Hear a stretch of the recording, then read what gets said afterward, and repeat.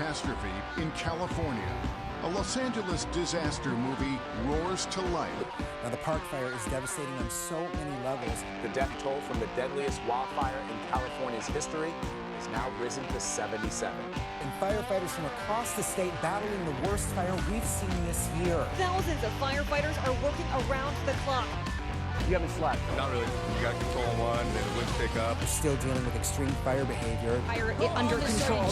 Now we're 1 towers with evacuation. So 8,000 people are still unaccounted Just on the top floor.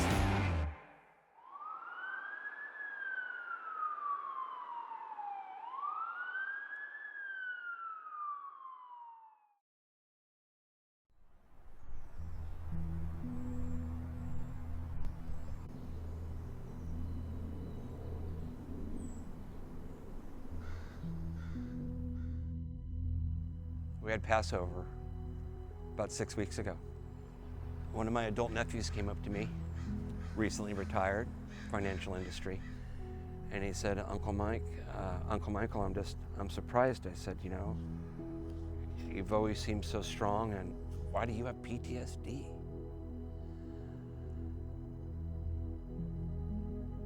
And that comment just shocked me. You know, because we're just ordinary people that are doing extraordinary work for decades. How can that not affect your heart and your soul? You know, I was haunted by memories. I responded to 9/11 Trade Center, Hurricane Katrina 2004, 1989 earthquake, 1991 firestorm, and thousands and thousands of miscellaneous calls. I was in a really beautiful relationship. We were engaged to be married. And I didn't celebrate the engagement, nor did I celebrate her. She knew that I loved her. But I didn't have the ability to really show her I loved her. And she asked me a question. She said, you know, I know that you love me. She says, but you disappear right in front of me. She goes, where do you go? She says, if you can't answer that question, I can't stay in this relationship. And I could not answer the question. I tried 3 conventional medications. None of the medications that I tried were fruitful. I was stuck in a horrible internal cycle.